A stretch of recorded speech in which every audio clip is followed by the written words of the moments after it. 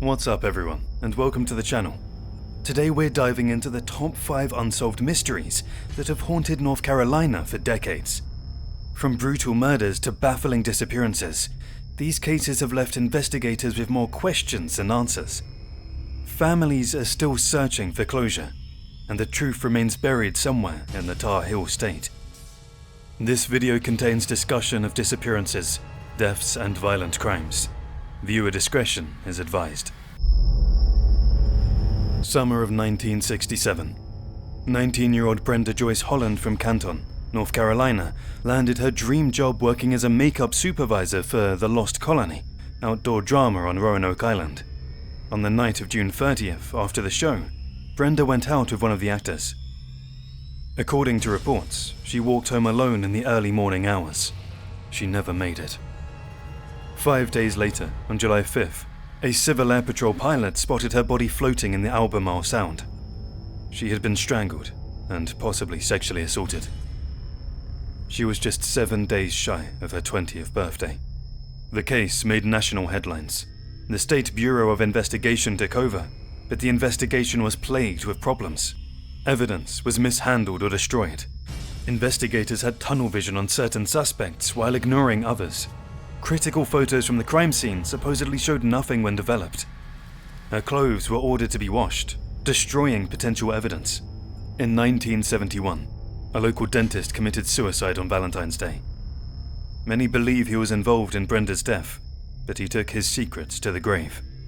A recent book by investigative journalist John Rayleigh presents compelling evidence about who really killed Brenda Holland, but without proper evidence preservation, justice may never be served.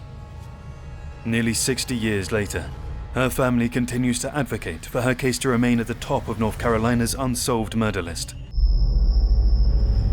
This case is controversial because it was ruled an accident, but almost no one believes that's what really happened. On December 26, 1985, 28-year-old nurse Debbie Wolfe failed to show up for her shift at the Fayetteville Veterans Administration Hospital. This was completely out of character for the dedicated, punctual professional.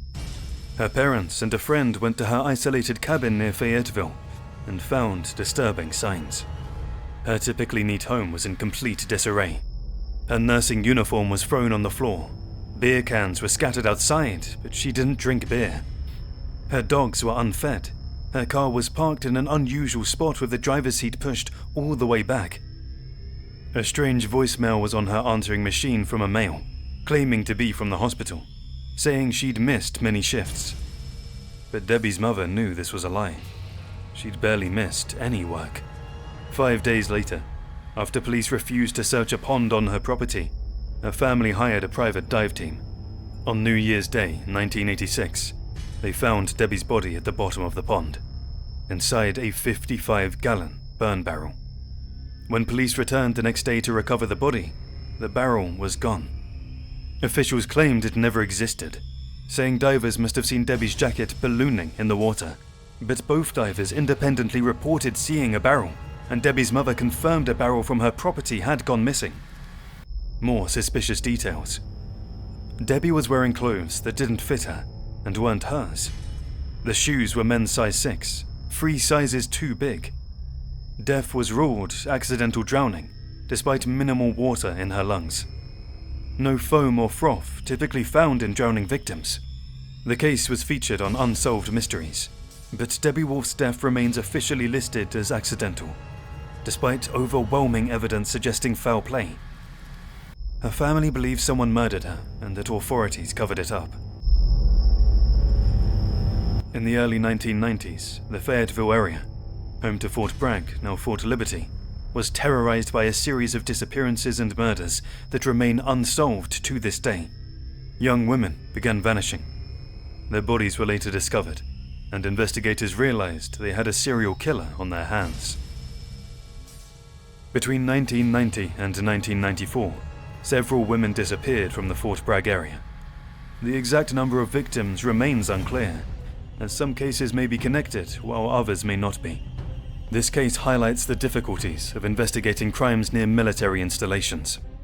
Transient populations make witness testimony difficult. Jurisdiction issues between military and civilian law enforcement. Suspects could be transferred or deployed before being identified. Victims were often from outside the immediate area. The constant movement of military personnel meant potential suspects disappeared before they could be thoroughly investigated. Some of these murders remain completely unsolved. Others have partial suspects but insufficient evidence or prosecution. The killer, or killers, were never conclusively identified. What makes this especially haunting is that the perpetrator could still be alive today, possibly living a normal life in North Carolina or elsewhere, having gotten away with murder decades ago. The families of these victims are still waiting for answers.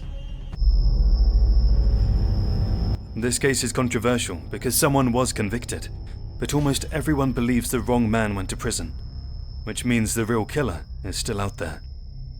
In 1987, 25-year-old Stacey Stanton moved from New Jersey to Montejo, North Carolina, on the Outer Banks. She worked as a waitress at the Duchess of Dare restaurant and quickly became a beloved member of the small coastal community. On February 3rd, 1990, Stacey failed to show up for her shift at 2 p.m.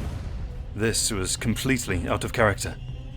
A co-worker walked a few blocks to her apartment on Ananias Dare Street to check on her. What she found was a brutal crime scene. Stacey had been stabbed 16 times.